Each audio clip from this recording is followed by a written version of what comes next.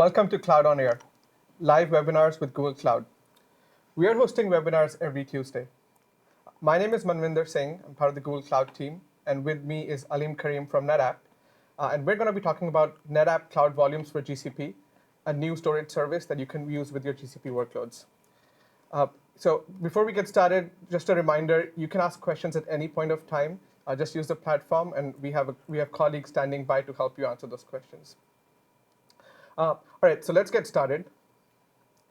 So some of you may have seen last month we announced our strategic partnership with NetApp, and we announced that we're collaborating to launch NetApp Cloud Volumes for GCP. This is a new storage service. It's a high-performance storage service that offers multiple protocols. It offers NFS, SMB, and if you're using to use GCP for your workloads, you can use this storage service while taking advantage of various advanced management features like data synchronization and snapshots and cloning with your workloads.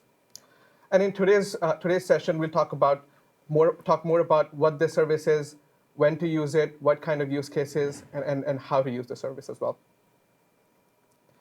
So just to talk quickly about the agenda, we'll start by talking about when to use NetApp Cloud Volumes. We'll talk about the architecture and what kind of use cases you can use this for, and also talk about when it's going to be available, in which regions, and so forth. And then finally, we'll end with live Q&A. With that said, let's get started. Alim, so talk to us about when can you use Cloud Volumes, what kind of use cases? Yeah, so when we initially, before we designed and developed Cloud Volumes, we spent a lot of time talking to customers and really understanding the context of filed and unstructured workloads as it related to public cloud. And when we looked at the data after all of that analysis, we found that you could group these problems into three main areas, right? And three main areas and three main personas. So first, as sort of the slide shows, is you have a set of application owners and application administrators that are trying to migrate existing applications from on-premise to the cloud, right? And these applications are built around requiring POSIX file services, and it's very difficult to re-architect them. So the easiest way is usually to take them as they are with minimal re-architecture and move them to the cloud. And the reasons behind these vary, right? Perhaps the customer is moving out of a physical data center.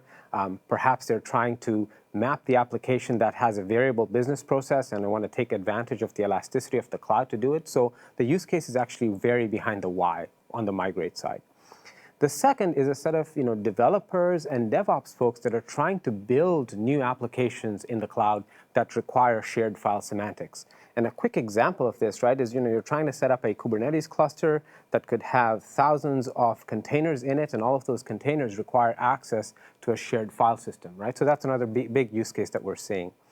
And then finally, we have data analysts, data engineers that have a lot of unstructured data on-premise that they want to take to Google Cloud to take advantage of the advanced machine learning and analytics capabilities that the cloud offers to be able to get value out of that unstructured data. So those are the three broad use cases. Now, common amongst these use cases on the right-hand side is really the expectation. So all of these personas really have three main expectations around any service that satisfies these problems. The first is this notion of experience. And experience is not just about performance and scalability, it's also about how well the service is really integrated into GCP, and integrated not just from control plane, but also from a support and billing perspective. The other two pieces around consumption and economics really go hand in hand, right? So being a true cloud service, customers expect this to be able to ramp up their consumption, and the economics of that go up with consumption, and as the consumption comes down, their economics goes down, right? And then the final piece is, within any cloud context, the ability to have a high degree of security and compliance as part of the service. So now let's talk about Cloud Volumes for Google, what they are, and the various elements that go with them. So the simplest way to think about Cloud Volumes is that they are a no-ops managed service. They offer our customers a simple-to-consume, performant NFS or SMB endpoint. And all the customer has to do is consume that endpoint without having to worry about any of the infrastructure pieces that are behind the scenes to operate that. That's between NetApp and Google to handle that. So there's really no need to manage, patch, scale, maintain, do any of the infrastructure-related tasks. there's three different service levels that we offer Cloud Volumes on, and the next slide will go into some of those details. But each of those service levels is really just a simple NFS or SMB endpoint in a no-ops fashion. The second element is really around native user experience. So when customers go and provision, manage, and monitor Cloud Volumes, they actually get an interface and a user interface that is identical to how they would provision any other Google service. So I just want to stress upon that point because when customers use partner services on GCP, they're not used to actually using the same interface. So this would look and feel just like a Google service? Exactly. And really what we wanted to focus on here is keeping that customer experience seamless, keeping them within the Google ecosystem, and therefore they don't have to learn other interfaces and just use what they're used to. The next point around rich data management, this is where NetApp brings its years of capabilities around being able to rapidly create snapshots, clones, and be able to synchronize data for all of the data that lives in Cloud Volumes. Support is another area that we hear from customers about, right? In that to complete that customer lifecycle, the ability to have integrated support is very, very important. So with Cloud Volumes, L1 support is actually managed by the Google Cloud team with similar SLOs as other GCP services. On the right-hand side around pay-as-you-go and billing, right? So again, being a cloud service, you only pay for the amount of capacity you provision, and that provision capacity can vary over the course of a day, over the course of a week, over the course of a month, and you just pay for the average consumption over the course of a month. With that is the notion of integrated billing, right? So even though this is a NetApp service, it's very deeply integrated with Google, so you as a customer get your bill from Google just as part of your regular GCP invoice with the consumption of Cloud Volumes as a single line item on that bill. Hybrid enabled, right? So I talked a lot about customers being able to move data between on-premise and the cloud. So we're offering services to be able to sync data from on-prem, making it easier for customers to move to Cloud Volumes in GCP. And then finally, we have a plan to roll out this service across the globe, starting with some regions in the US and expanding out as we go. So all these points taken together, Aleem, with the native user experience, with the integrated support, with billing being integrated, as a user, I may not even have to talk to NetApp or interface with NetApp while consuming the service, right? Absolutely, right? And this is, again, to the earlier point that we were making, is we want customers to stay within the GCP ecosystem and reduce the friction that it takes to consume this service. Amazing. Cool. Now let's talk about service levels. So Cloud Volumes are really available in, let's call it 3 different flavors, right? And these flavors are identical in the sense that you can offer or you can consume both NFS and SMB protocols across any service level. You get the advanced data management features across all service levels and the ability to take snapshots, do rapid copies, do cloning, or do data synchronization. But what's different with these service levels is the amount of throughput that you get per terabyte of capacity that you provision, right? So we have standard, we have premium, we have extreme. Standard offers customers 16 megabytes per terabyte provisioned. Premium is 64 megabytes per terabyte, and then extreme is double that at 128 megabytes per terabyte. There are 3 different price points to go along with these 3 different service levels. And really why we have these 3 flavors, as the use cases indicate, right, we intend customers to be able to use different service levels for different kinds of workloads, right? So in the case of standard, they're likely going to use things like file backup or web serving. In the case of premium, they're going to use it for virtualized applications, potentially general purpose databases. And then on the extreme side, really, it's where use cases like high performance computing and OLTP come into play. On high performance computing, there can be so many different use cases across verticals. There's EDA, there's financial. We have a lot of hedge funds who want to do Monte Carlo simulations, for example, and want NFS endpoints to store the data. There's genomic sequencing. Is that all of those use cases, do they fit under the extreme tier? Or? Yeah, exactly. Because those are all typically you find areas that require high throughput, sometimes high number of IOPS, and very, very low latency, right? So those are good fits for the extreme tier. And if I start with the extreme tier, and I see that the performance is already very good for my use case, and I may want a lower priced option, can I move to the premium tier? That's right. You can dynamically move to the premium tier. Awesome. So let's say you're a customer and you want to consume the Cloud Volume service. So what does the technical architecture underneath it look like? So here we have a simple diagram that shows a standard Google customer project on the left-hand side. In this project, we have GCE instances that have been provisioned in the US East 4 region. Note that these instances could be in any zone in US East 4, and they're within a given VPC. On the right-hand side is where you have the Cloud Volume service, and in this case, the user has used that interface to provision 3 Cloud Volumes.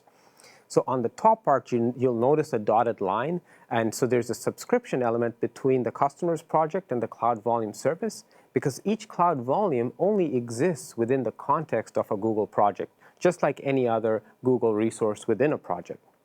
On the bottom part, for each Cloud Volume, we expose an export path, which is then used by the instances to mount that volume and access the data in that volume. A few things to note here. Cloud Volumes in this case are accessible to any instance in any zone within a given region. That's number one. Number two is with the use of export policies, you can really actually restrict which instances are able to see the data in Cloud Volumes. You can restrict it by a single IP address for a single client. You can restrict it to an IP range. And you can even tune your export policies so that you can allow certain clients to read and write, while other clients can only read data in Cloud Volumes. So now let's talk through a few use cases and what we've seen, with early customers that are using Cloud Volumes. So the first one is around continuous integration and a software development environment. So we have a customer who has an automated CI environment that essentially deploys a cluster with over 1,000 different containers that come up in that cluster. And all of those containers require access to a shared file system to hold all the binaries that the containers are going to use for their build jobs, as well as the output, the build artifacts, once the jobs are complete, right? So again, a great use case for Cloud Volumes because you get that shared file service. But the other key thing to note here is the KPIs in this environment are the amount of unit tests that these customers can do in a given hour.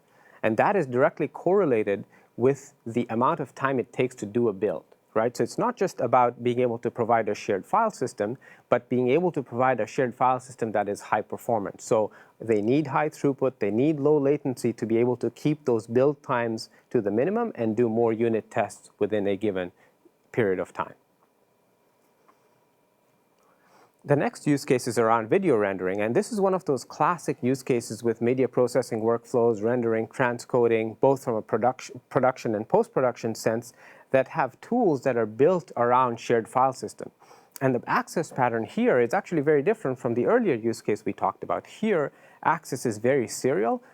It is still high performant, but it requires also, again, very, very low latency. This is another good use case we see for Cloud Volumes that matches the tools that are built for this use case with the performance that Cloud Volumes deliver.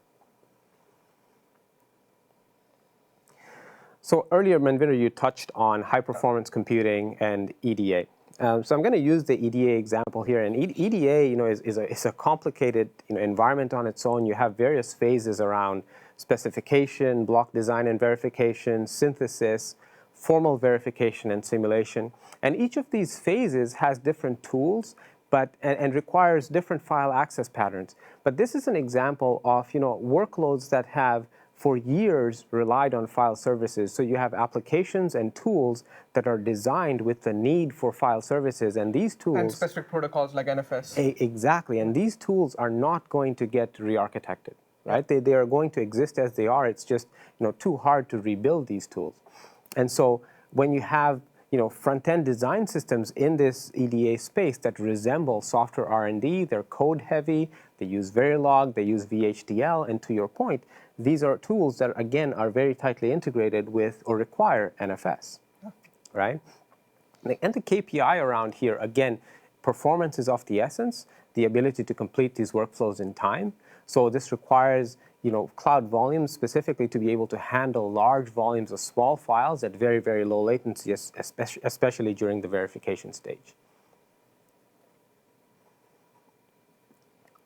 The final use case is around databases, right? And we have customers that are using MySQL databases, and this could be, this is could be other databases as well, for transactional web platforms. And they've built an application that actually requires scale-up performance.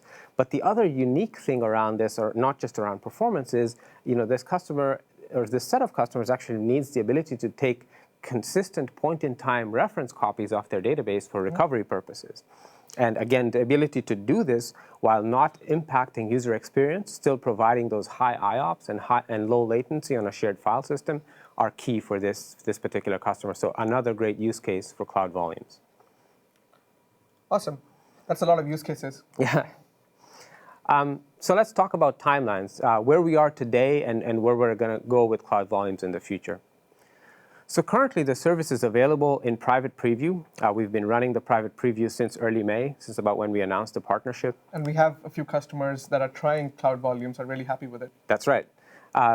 And we're offering this out of the GCP US East 4 region.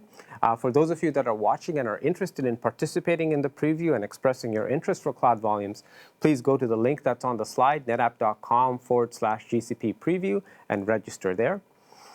In terms of future, the next phases for the service are really taking it to controlled availability and general availability. So we're going to be making some announcements around the Google Next timeframe, as well as discussing which regions the service rolls out to. So I encourage all of you, please visit us at the NetApp booth at Next, connect with our SMEs, and get some hands-on demos at the booth as well. Cool.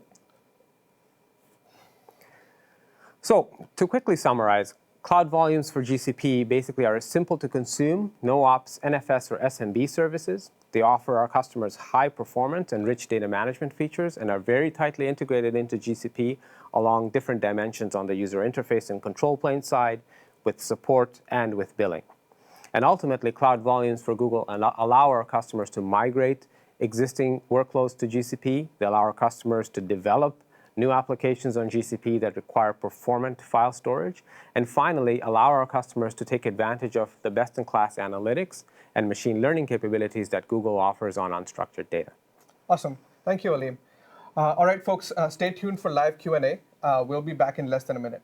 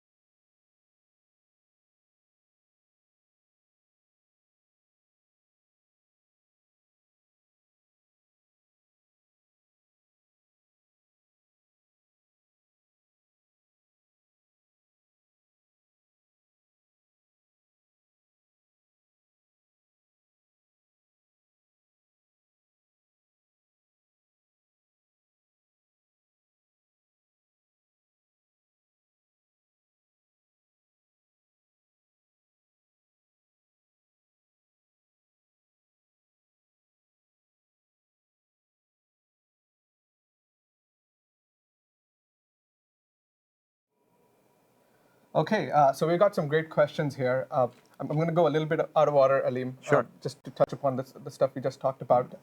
So we talked about how a lot of the features that customers are used to on-premise with NetApp, in many cases, are now available in the cloud. But a question that we're getting a lot from our audience is, how do I get that data into Cloud Volumes? I may have it in NetApp or in a different platform. Yeah. How do I move that data? Yeah, so we're actually going to use our Cloud Sync tool to be able to allow customers to move data from on-premise into Cloud Volumes, as well as between Cloud Volumes. And we can expect that it's not available now, but it'll be a roadmap item that we add around the GA timeframe. Great, and that's moving data over the network, right? That's correct. Yeah, that's an over-the-wire. And it doesn't have to be NetApp on-premise. It can be. Yeah, and this is the great thing about a tool like Cloud Sync, right? It can work with any unstructured file format, right? It could be NetApp storage, it could be other storage. It basically, as long as that storage exposes an NFS endpoint or SMB endpoint, we're able to then migrate that data into Cloud Volumes. Any limit on the amount of data I want to move? Terabytes, hundreds of terabytes? Yeah, so this is where, again, it's a use case dependent question, right? Like if you have small amounts of data and you have good network throughput, you're able to move that, right? Or using tools like Cloud Sync, what we call over-the-wire synchronization tools. But as you get into larger bulk data sets, we're actually exploring partnering with Google on being able to move bulk data in an offline fashion, right? So more of a bulk data move and then followed by a sync to get, basically hundreds of terabytes into GCP, into Cloud Volumes. Okay, cool. Awesome. Talking about the protocols that this service is going to support, NFS, there are multiple versions, Yeah. V3, V4. Yeah. What's the thinking on that front? So initially, we're going to support NFS v3 and SMB v3. And I think that kind of answers a couple of those questions. We're going to add NFS v4 support down the road. And this is also an area where we really want to hear from our customers, right, on what kind of protocols they want to use. We're hearing a lot of demand for SMB v3 and NFS v3, which is why we're starting there. That's where bulk of the applications what they use, right? Yeah, I think based on some of the analysis we did, about 80% of the workloads that are NFS-based use NFS v3. Yeah. So that seemed like a logical place to go. But again, we're open to feedback and hearing from customers on use cases around NFS v4 and what they want to do. Great, fantastic. Is a Cloud Volume accessible from multiple GCP projects? We touched a little bit on this presentation, but this is a good question to bring up. So much like any other GCP resource within a project, this is a project-level resource. So Cloud Volume exists and is accessible only within the context of a project. Right? So if you have multiple projects, Cloud Volume in one project is only accessible to that project. Cloud Volumes in another project only accessible to that other project. Right? There's no sharing of Cloud Volumes between projects. Okay, great. All right. What regions is the service available in?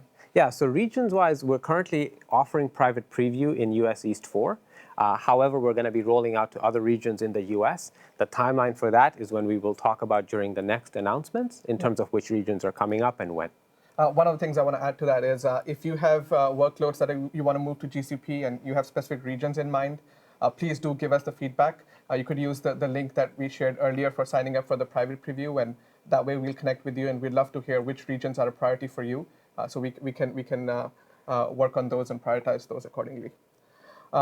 Thank you for tuning in, everyone. That's all we had for this session.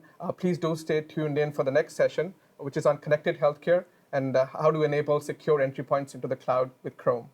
Thank you.